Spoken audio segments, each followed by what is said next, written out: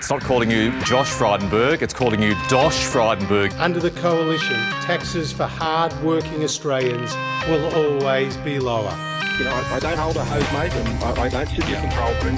They're answers that only can come from Victoria, I'm afraid, because that's not my job. But I ain't spending any time, though, because in the meantime, every 3 months, a person is torn to pieces by a crocodile in North Queensland. Well, g'day and welcome to another episode of Hard Hats and High Vis. This is our 17th episode, trawling through the pre-election coverage, and now on the other side.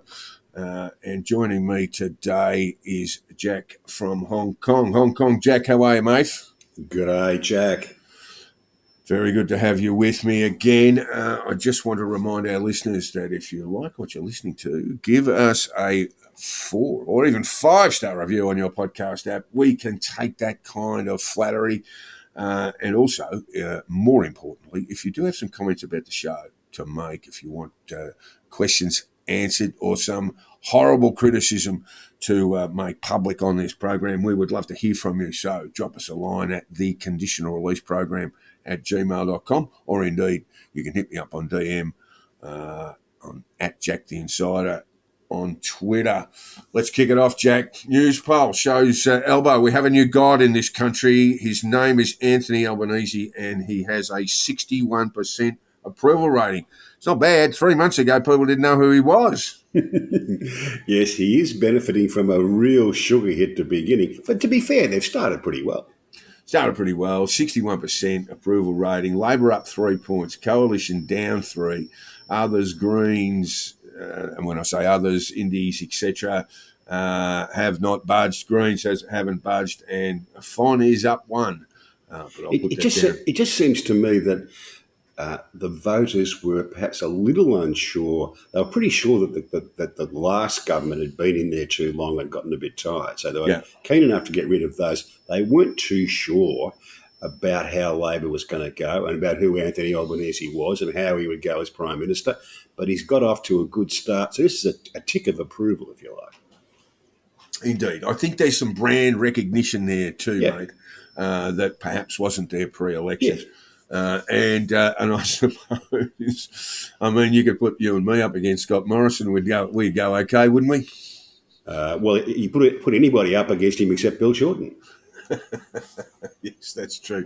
I guess there's only curiosity value in a poll at this particular stage of the election cycle. We have gone past 12 o'clock there, well and truly. But it does tell me the coalition needs to be very, very careful how it handles itself in opposition. As I said, dropped 3 points, and that takes their if it were to be realised an election, their primary vote into the very low 30s, and they can't win, certainly can't win from there. I think the trick for them is not to appear like they're just having a short spell in opposition after being the natural party of government. What do you think, Jack? Well, I think there's something very odd about commentators wanting the coalition to engage in a serious public review, almost like a struggle session. It seems like it's sort of a truth session, Jack, when they all sit in the room and just tell each other what they think of each other. This is the culture. I'd pay good money to stream that, Jack. This is a culture revolution stuff, you know. It sort of looks like it's from some of the commentators, at least, it's a punishment for apostasy, for ignoring the orthodoxy of the media. So I don't see any upside for that for the opposition. No, I don't either. Other than it would be hugely entertaining. It would be great fun. We would be watching it, you know. But for the opposition's point of view, no, they shouldn't be doing that. I mean, they've got some problems. Their party machinery is a bit of a mess, but then that's true of Labor as well. Federal Labor is about to intervene in the Tasmanian branch. The Victorian branch is a mess, even while the government in Victoria is going okay. So both parties have got some serious things to do to fix up their party machinery, but that's the sort of stuff that should be done as much as possible behind closed doors. As for the opposition in Canberra, Their job to do at the moment, I think, is to get the team right, get the process right, and just grind away and ignore all the short-term polls and just concentrate on being as good as they can be as an opposition. As an opposition, that's what I mean. Yeah. I think that really needs some sort of separate form of definition, because if they go around saying, look, we're just having 3 years off and then we're back as the natural party of government in this country, I think they will get walloped if they go down that track. It doesn't tend to work like that unless the government really makes a mess. It's very hard to win it back after one term unless the government makes a dog's breakfast, I think. Yes, indeed. No, look, well said. So, okay, as we've been saying all along, the chance of the person appointed leader of the opposition after an election defeat ever getting through to government as Prime Minister is almost zero. Statistically, I don't think it's been done in modern Australian politics. So, there is that sense that he is sitting in the sitting in the coach's box, waiting for a Clarkson type figure to emerge, Jack. Yeah, he's got a job to do, but that job may not carry him, probably won't carry him right back to the Prime Ministership, but he's still got an important job to do, and he should get on and do it. All right.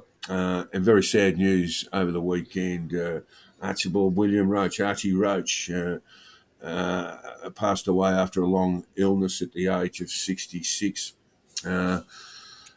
Paul Kelly, and this has made headlines around the country, the great Australian songwriter and collaborator with Archie Roach, made the comment, Archie Roach, big tree down, weeping in the forest, in tribute to his beloved friend. Archie Roach died at Warrnambool Base Hospital over the weekend. I would just ask all of our listeners, if you haven't done this, have a look, live or studio recording on YouTube of Took the Children Away, and it is a magnificent song. Hard to listen to that and jump up and down. It is one of those songs that you need to listen to every word of.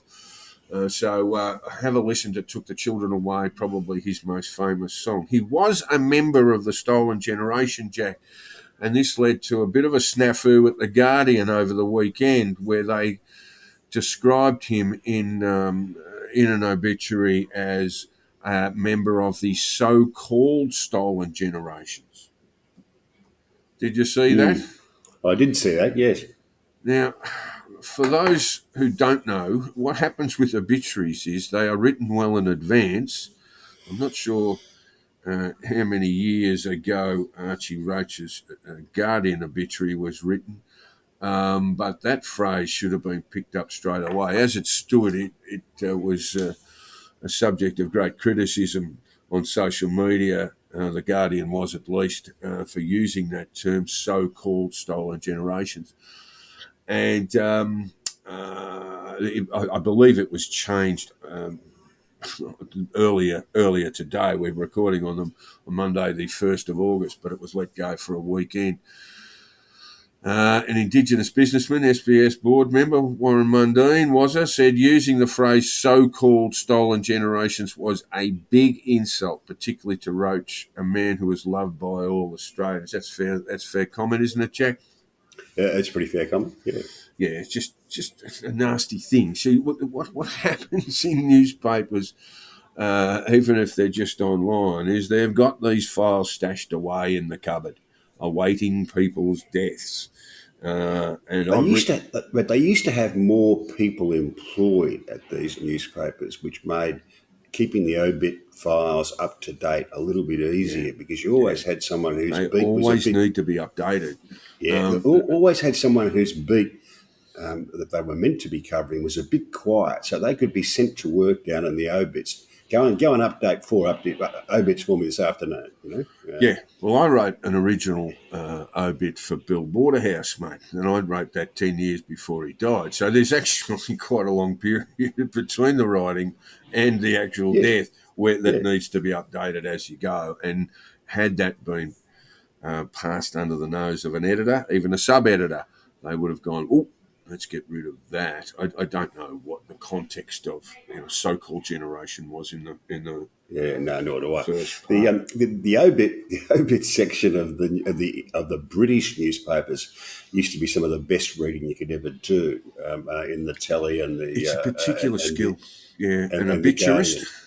An obituarist is a particular skill. A very fine one at it was my mate and former colleague Graham Leach, who's no longer at the Australian. He was the letters editor and the obituarist.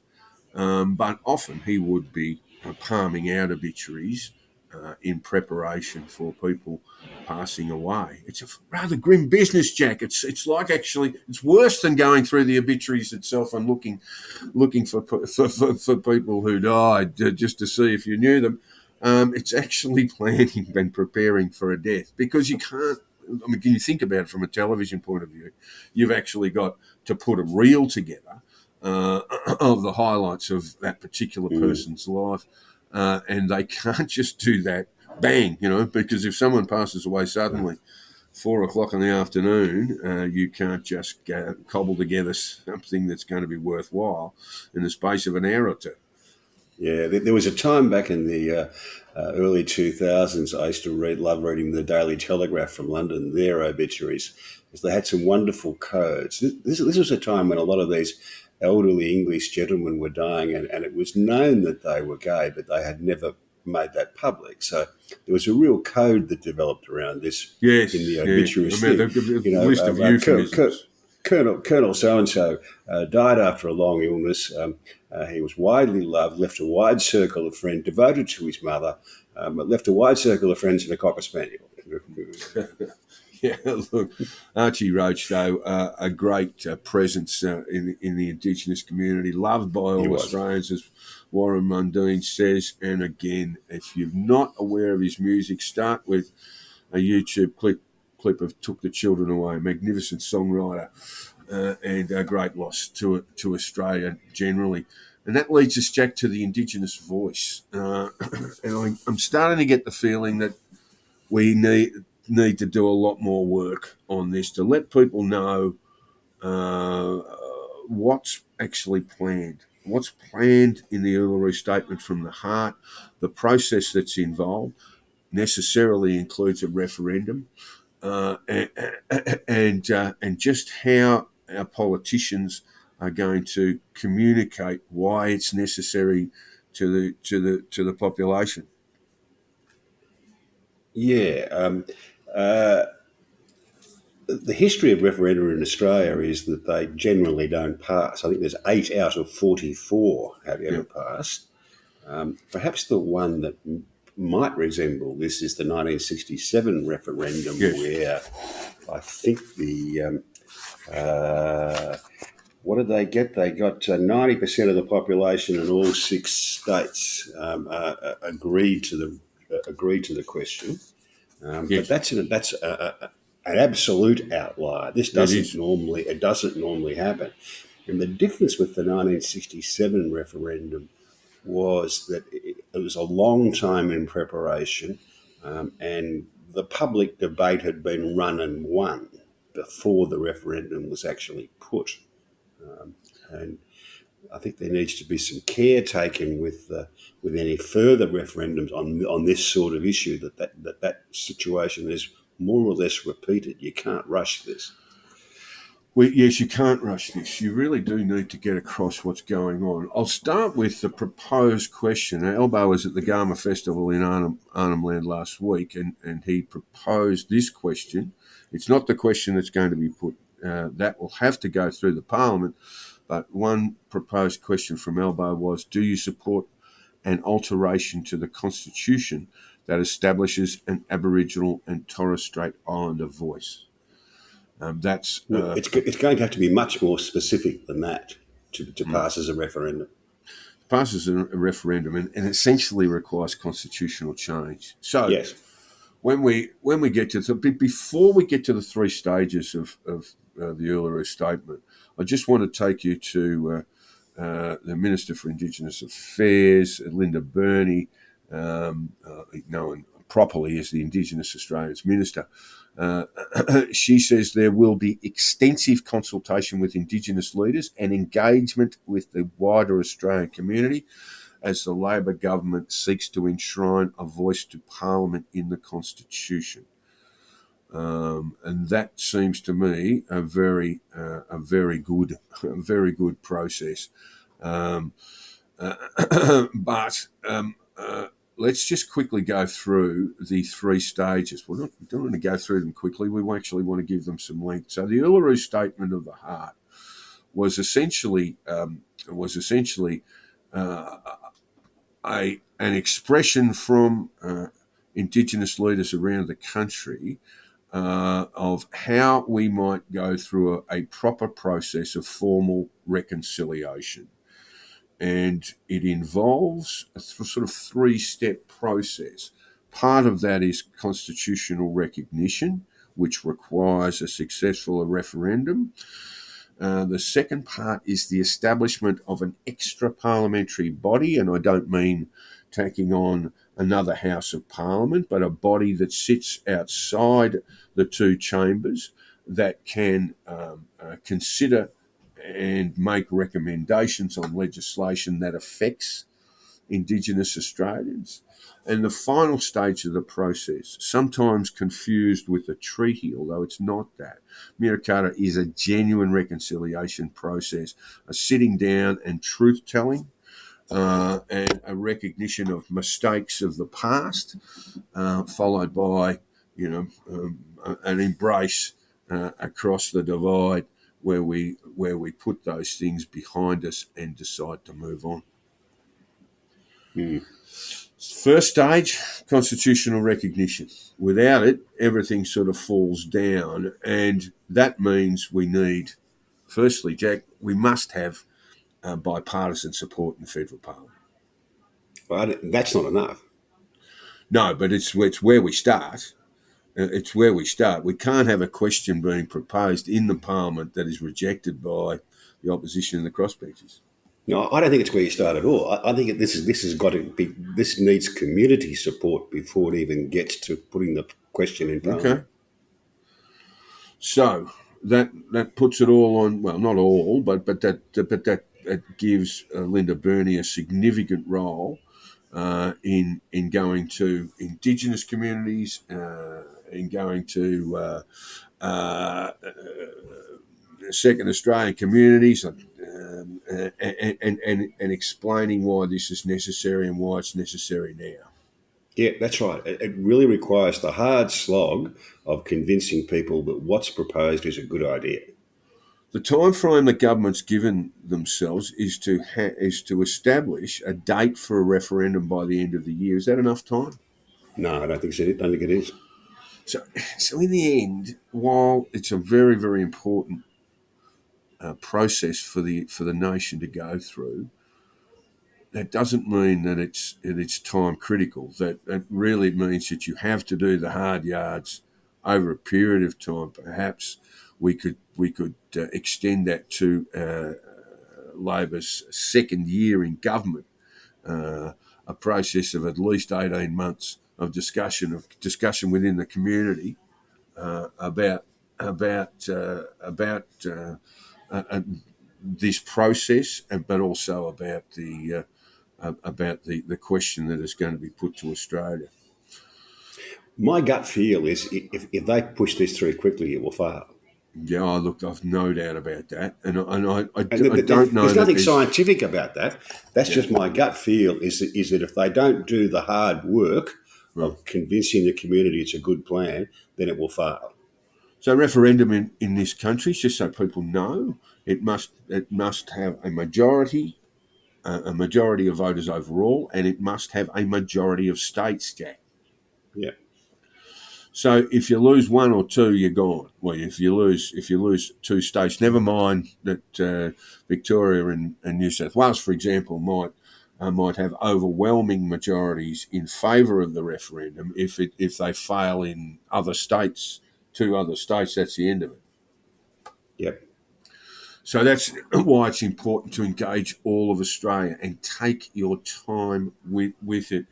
We have seen some I think it opposition. would be terribly disappointing if they push this through and make a mess of it. It's something you've got to be patient with and get right, in my view.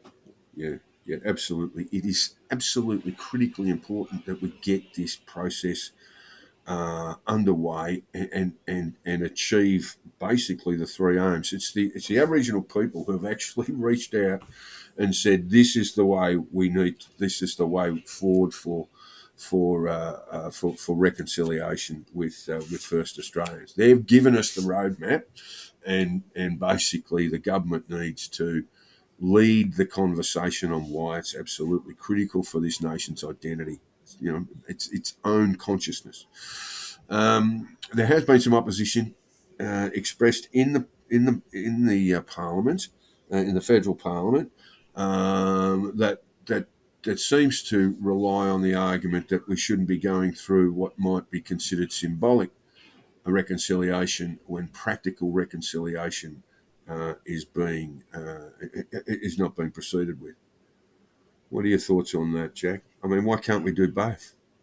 Well, there's no reason why you can't do both. The problems with the condition that Indigenous Australians live in at the moment, particularly in remote Australia, are proving to be very, very difficult to resolve. There's been no shortage of good intentions and lots of money spent without much effect, and that all needs a bit of a rethink. With a sort of a blank sheet approach. Well, this is what we've tried. Most of it hasn't worked. What can we do better? But that's a separate question, really. Look, one stat. I mean, people will be well and truly aware of the stats, and these are indeed measurable and reportable to the Parliament. Statistics like life expectancy and so forth, and the differences there. But one statistic that came up to me when I was having a look on this issue during the week is that First Australians are 5 times more likely to be victims of murder than the general population. And it must be said too that First Australians are 5 times more likely to be an offender in relation to murder as well. So we've got that sort of one-off statistic gives you an idea of the sort of issues that need to be addressed. They are overwhelmingly wrapped in poverty as well. If what was happening in the remote Indigenous communities was happening in Newtown or Fitzroy or whatever, there would be a national outcry. It's really a really very bad situation.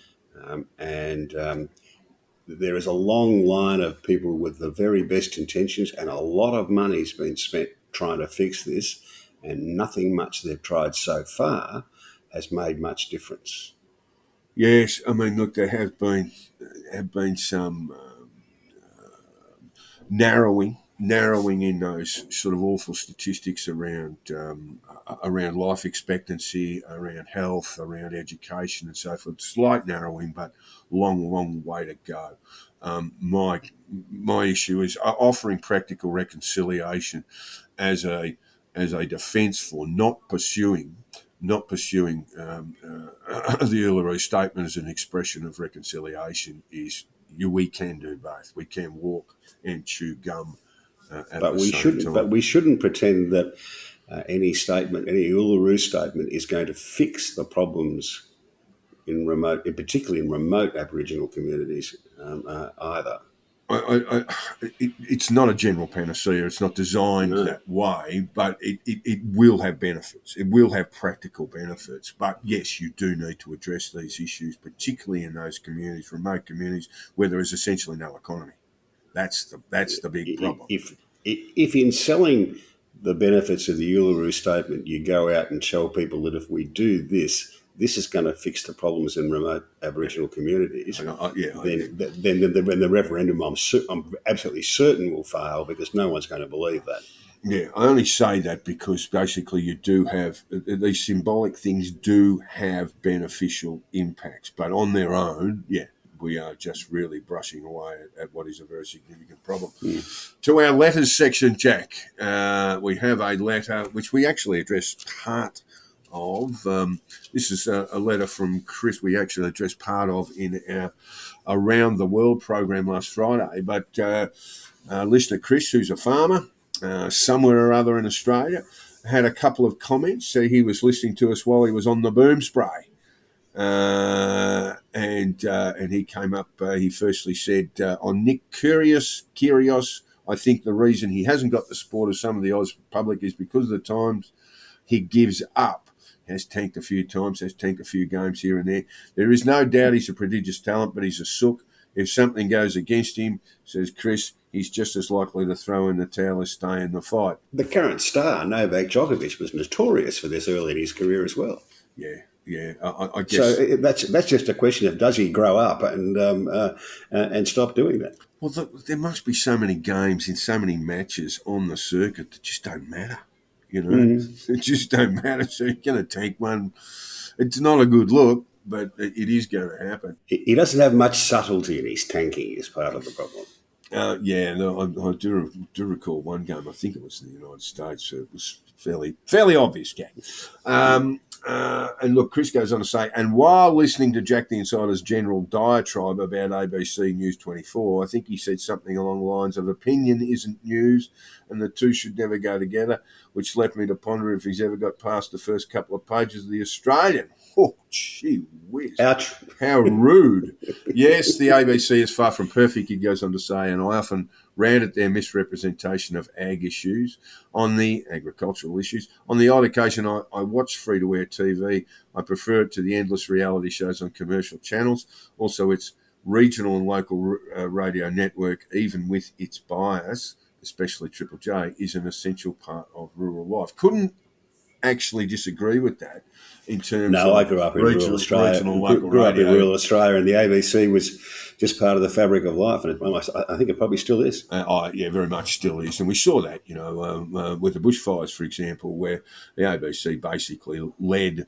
ABC local radio basically led the way in terms of getting information out to people who are in terrible straits and often in doubt as to what to do and where to go.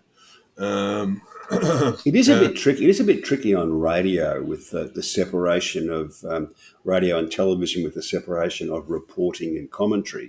It's pretty easy on the internet because if you want to read the opinion pieces, you click on the word that says opinion or commentary.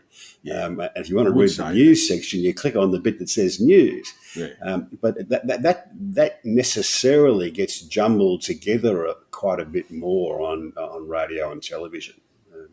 Yeah, look, it can be, and that's right. So, I mean, basically, if you've got the big word on the web page or in the newspaper that's starting with O, you'll know you've moved into the op-ed section.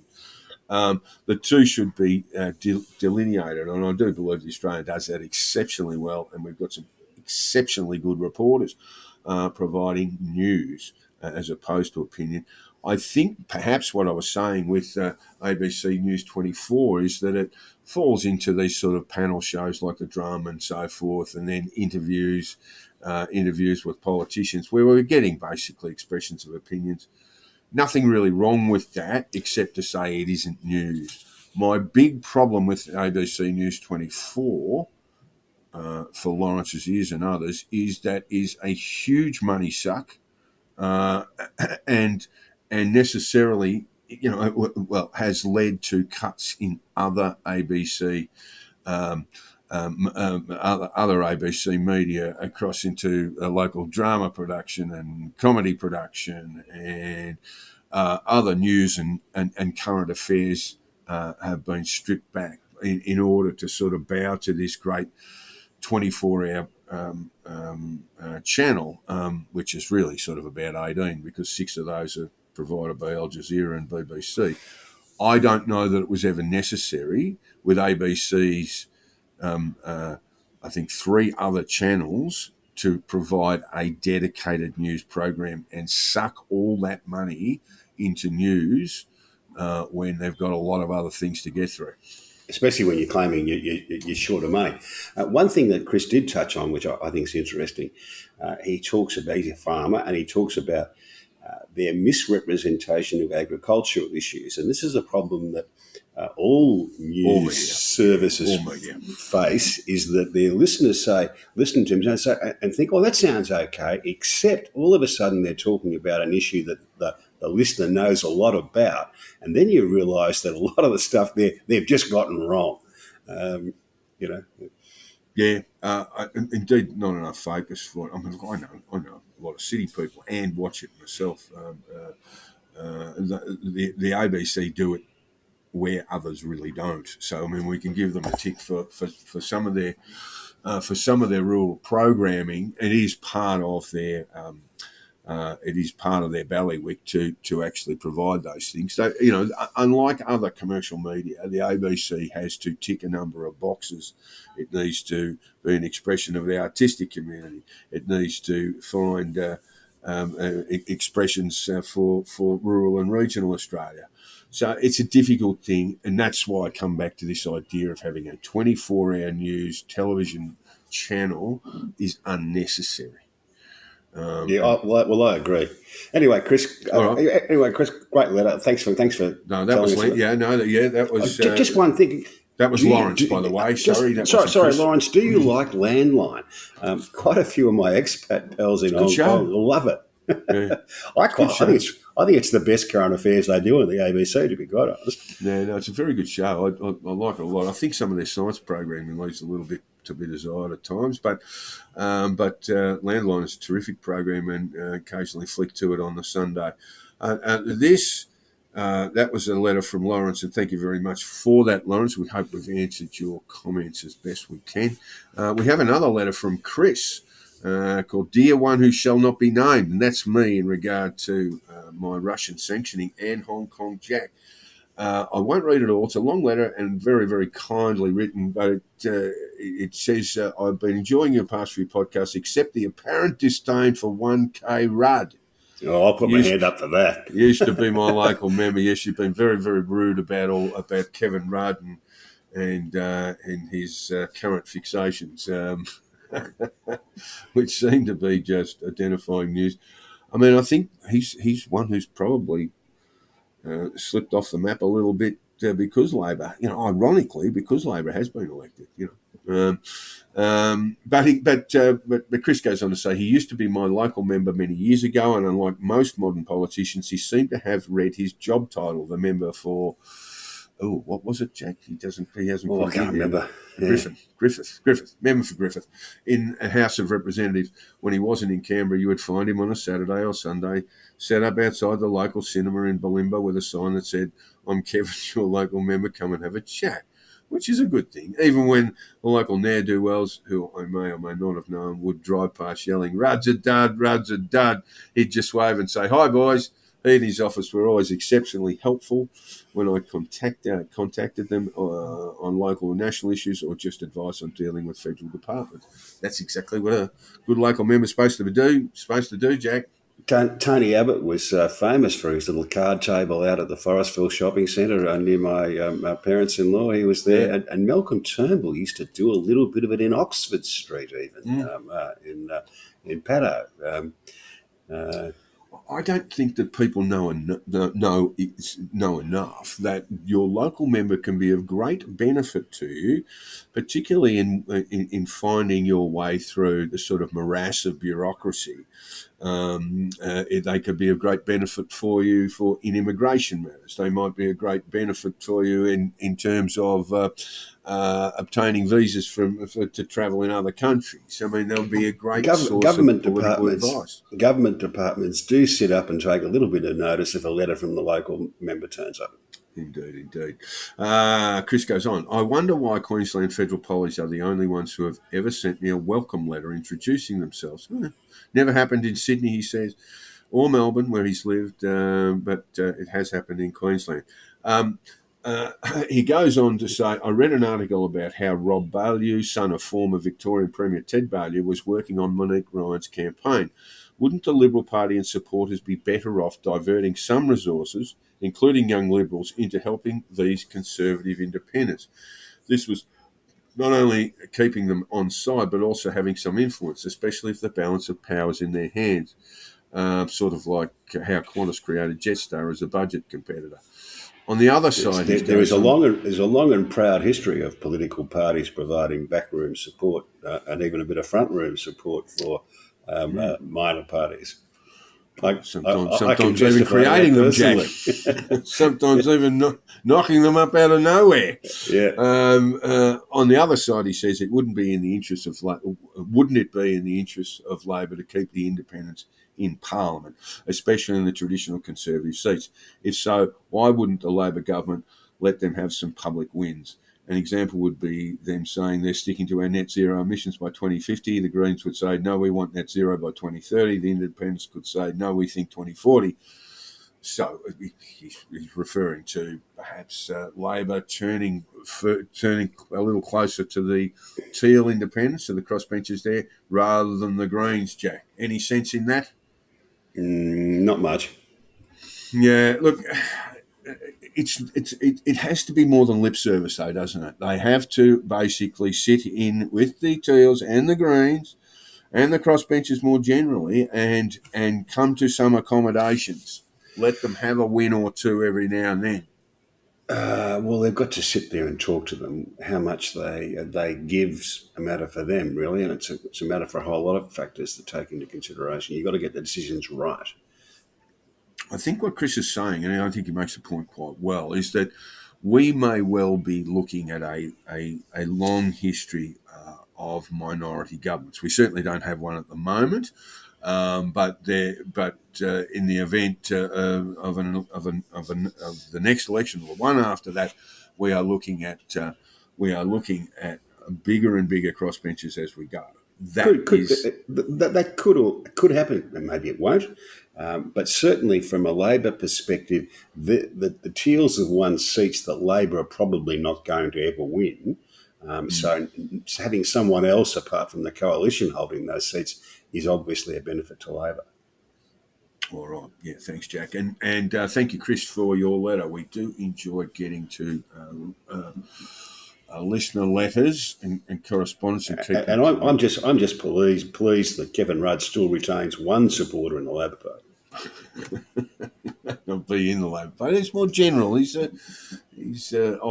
Chris, I presume, is of the left, but a bit of a fan of Kevin Rudd. Oh, look, I know a lot of people who are dyed-in-the-wool Labor voters who think he's terrific, and I haven't gone to into fierce argument with them, but they just see Kevin Rudd as being an extremely popular politician. Of course he was, and when we think of Albo at just a mere 61%, Jack, Kevin Rudd, they said it was a record, but I don't think it is. My memory of Kevin Rudd was high 60s approval rating after his election. Measuring a slightly different thing. This poll was. Right. Okay. All right. So this is approval rating rather than.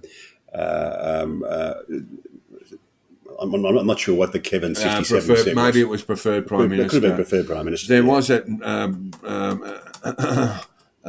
brilliant moment there when I think it was the G20 got together and Barack Obama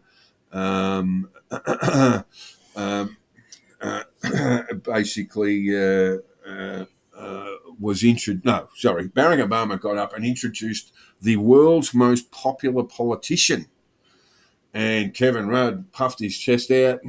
And it wasn't I have that image of it. Perhaps he didn't, but I have that image of him puffing his chest out because he did have the 60-point plus not approval rating, a Prime Minister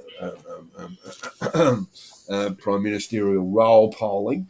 And but of course, Barack was talking about Lula da Silva, the Brazilian president, who at the time had an approval rating in the high 70s. I believe. Yeah, both approval ratings, both Mr. da Silva and Mr. Rudd, were short-lived.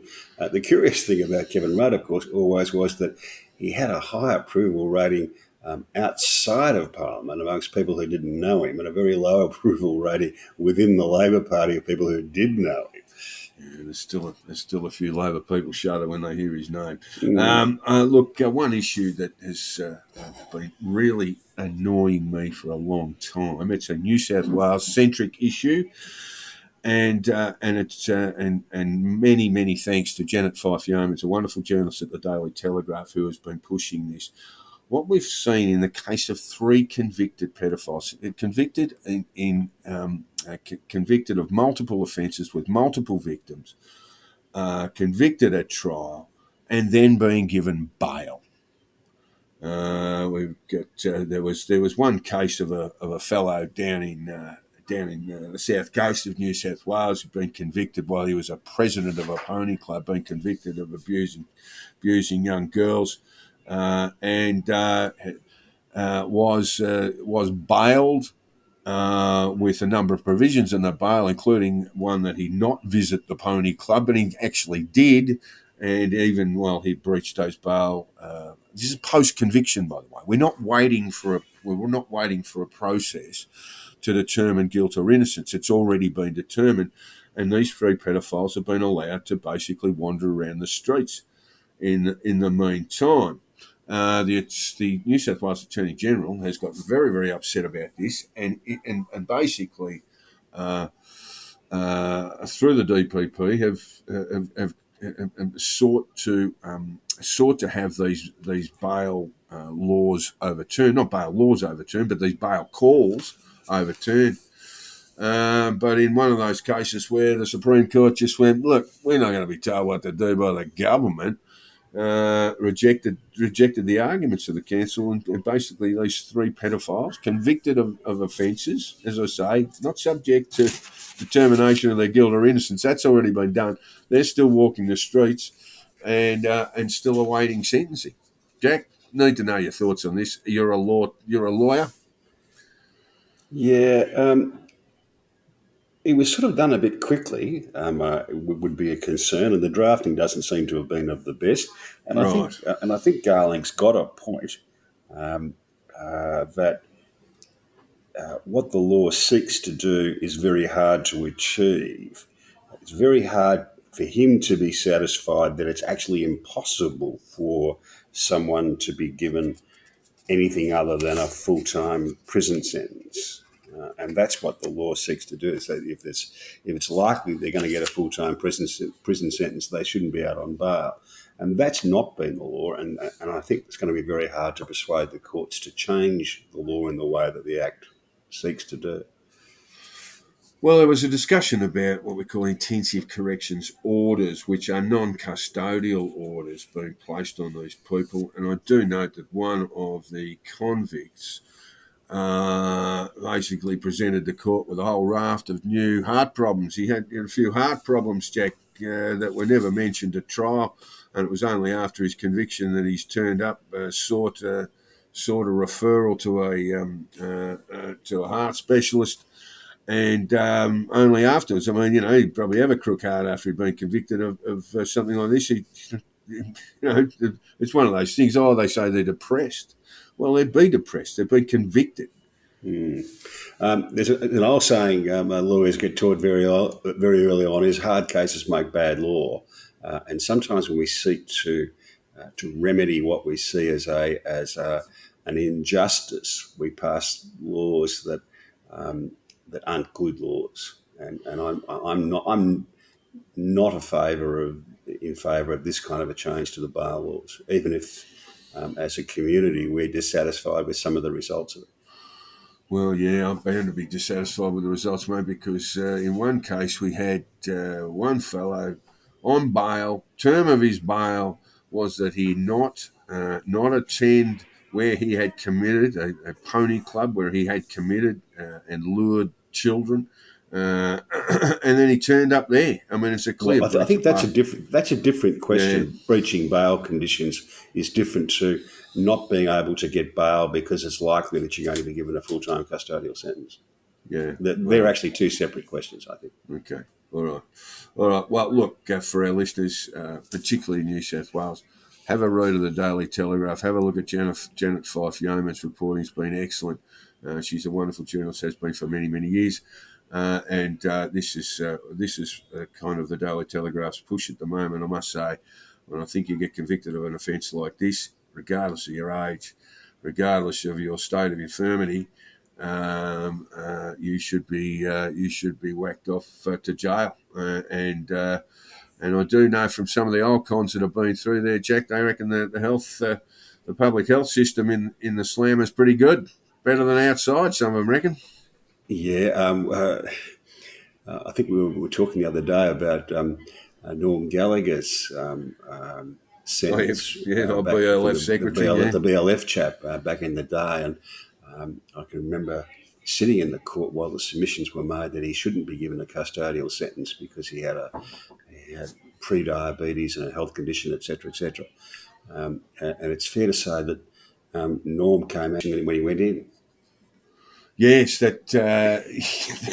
Look, you've just got closer access to the public health service. That's why. That's why it's better. And probably a few less frothies and all that sort of stuff. But look, it's. I mean, my natural inclination is, I'm a bit Rumpolian. I would have made a terrible judge. I'm not all that keen on banging people up in jail, even if they've done the wrong thing. So I'm reluctant. I'm a sort of a pro-bail, small sentence kind of lawyer. Oh, mate. No, mate. Look, this is where we are going to.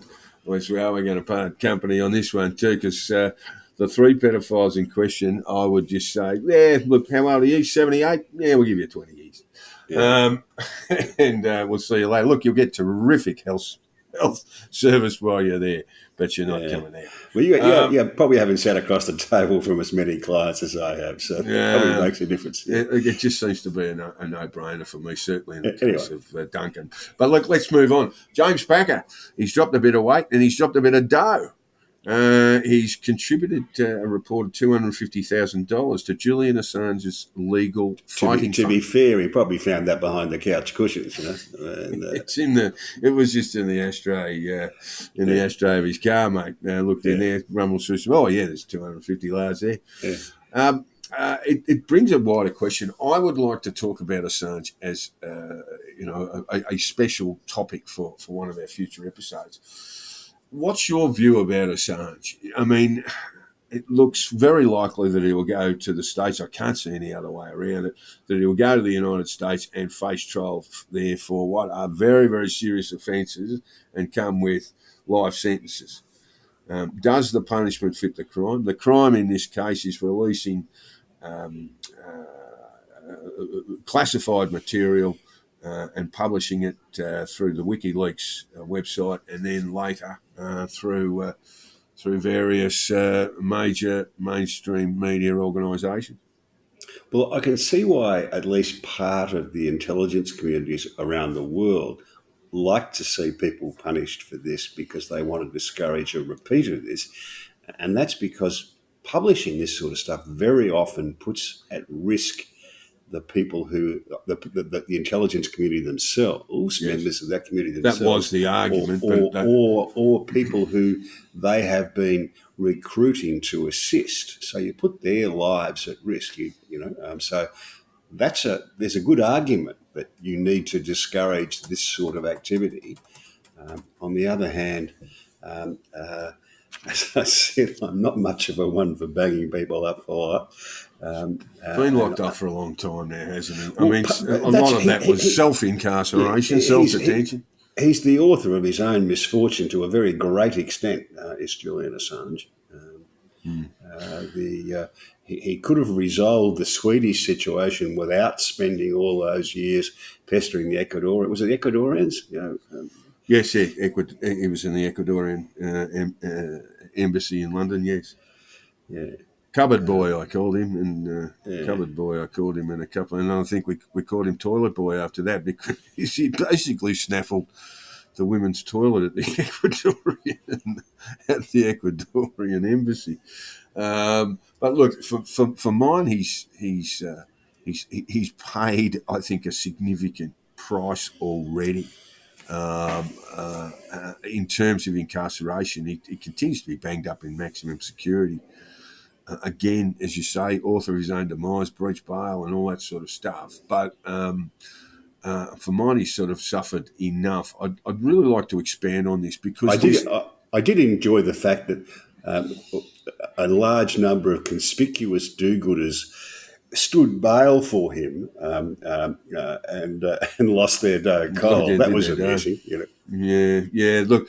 There's sort of two Assanges, Jack, and the community, the WikiLeaks community, members of them left in their droves when it seemed like Assange had set him up, according to Mike Pompeo, as being a sort of extra-national intelligence organisation. So he was actively involved in the business of spying and picking sides as well.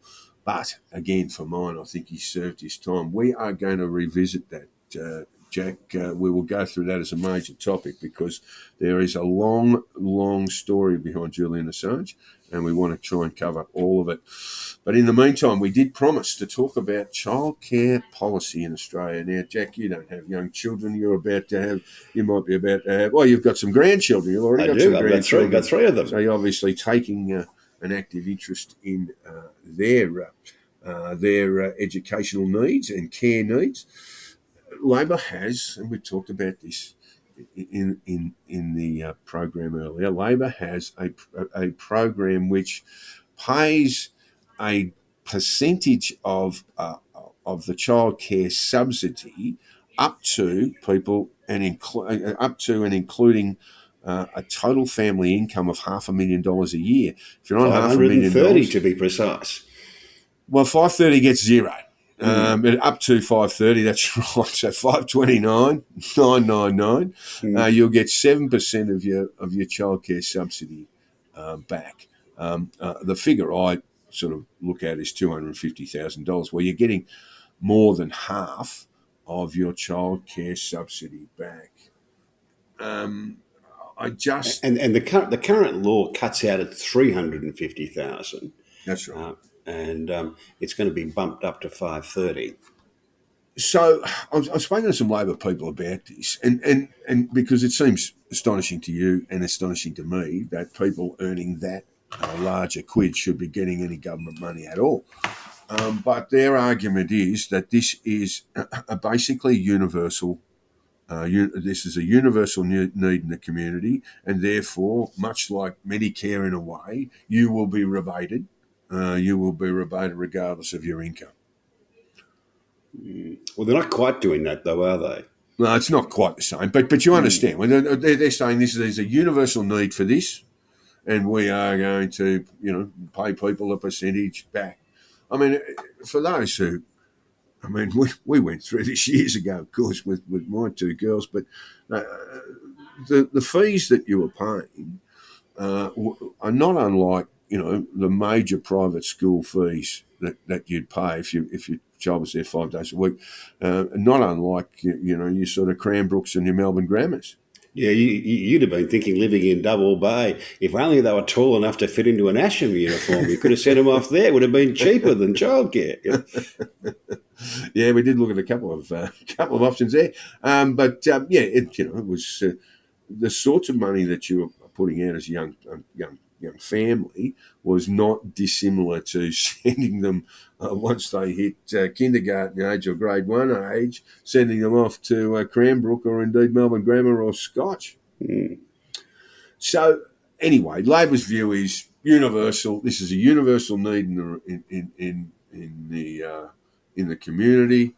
But when I look at this scale, I just look at this saying, okay, if you're on 400,000 total family income, you're getting more than a quarter of your childcare fees rebated by the government, and you're on 450. Now, in the previous government, you got zero.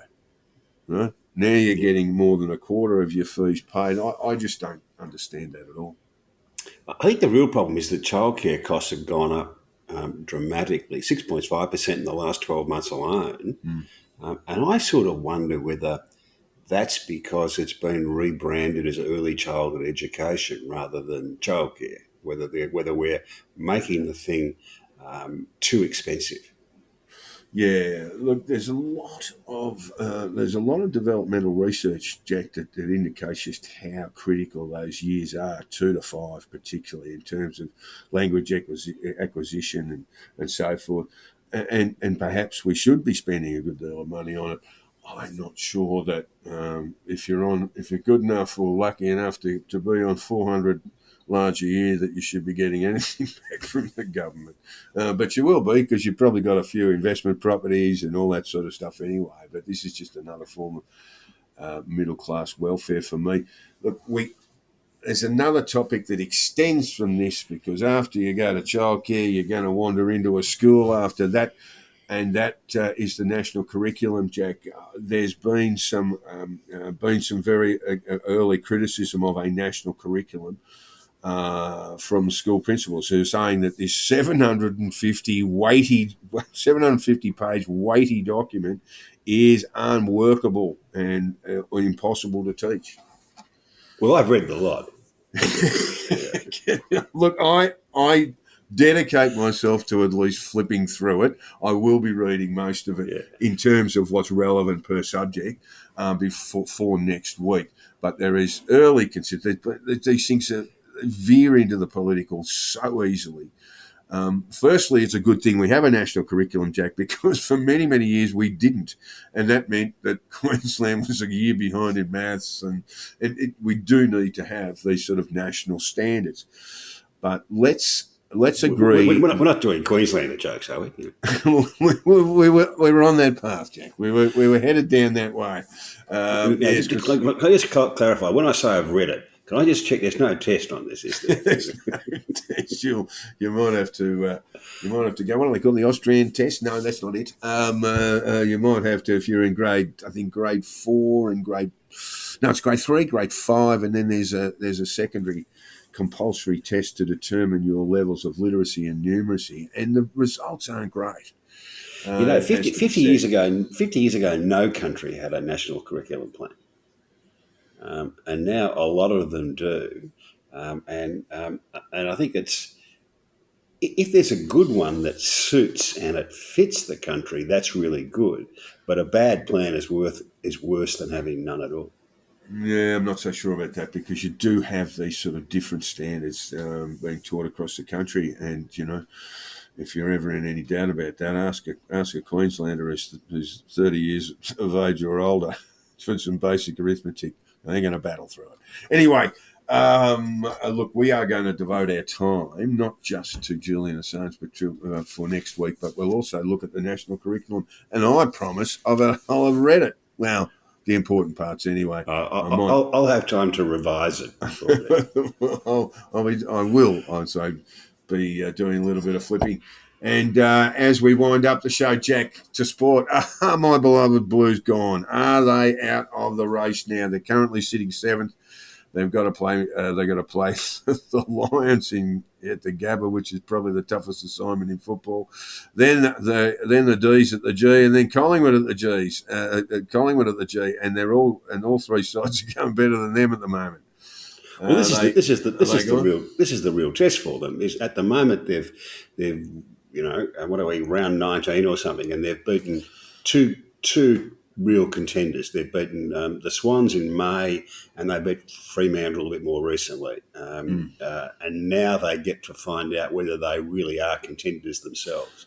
If you're the coach, that's the way to approach it. That's exactly the way to approach it. They were very, very poor against Adelaide, and a very well coached Adelaide, by the way. They were extremely. They were very good, I've got to say. Yeah. I think they would be absolutely delighted with the efforts of their new coach, who's really got them, I would think, in an elevated stage of development, because they are in a rebuild. Adelaide Crows. I mean, they were not far away from being wooden spooners last year.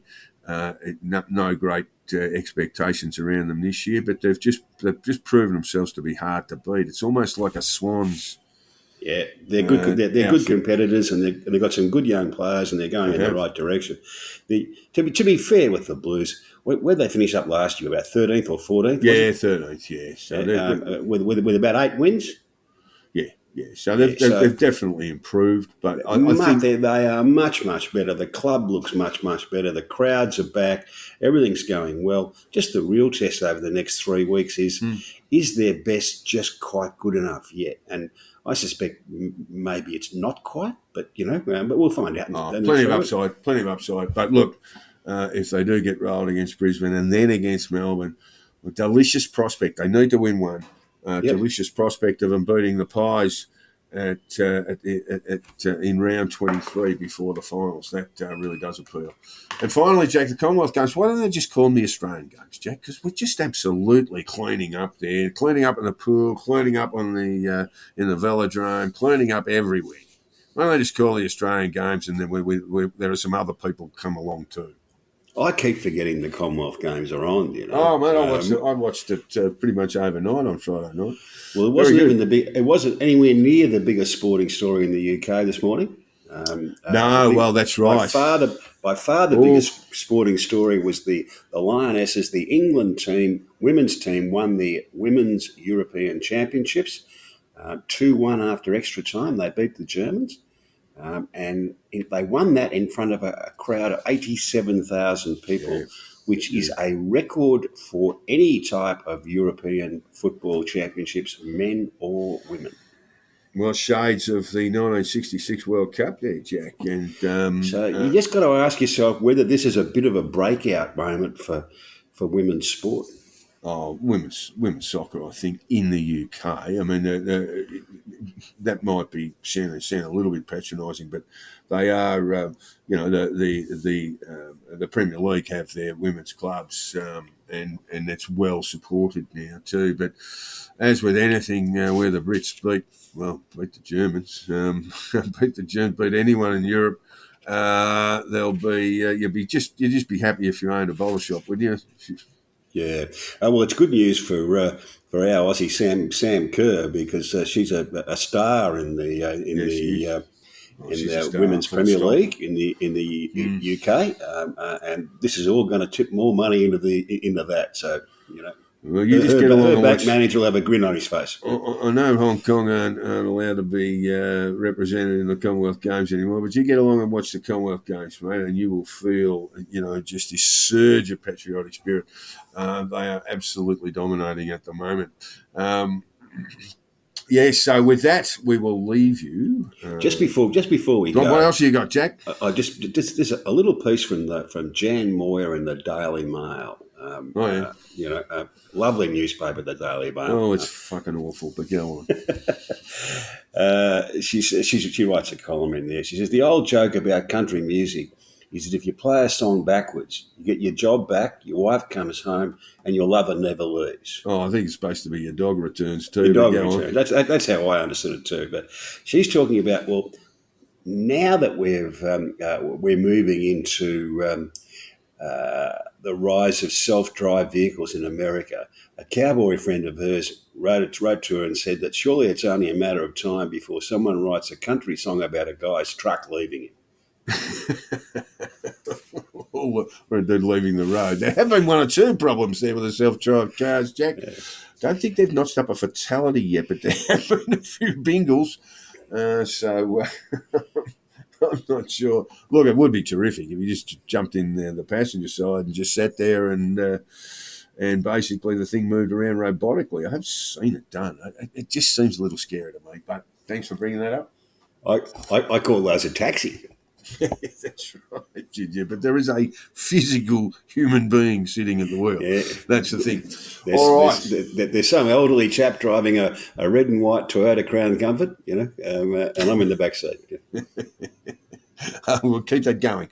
Well, thank you, Hong Kong Jack, and thank you to our listeners for another episode of Hard Hats and High Viz. And again, we encourage you to drop us a line, and we will read you on air, regardless of how rude you're going to be, and that's a nod to you, Lawrence.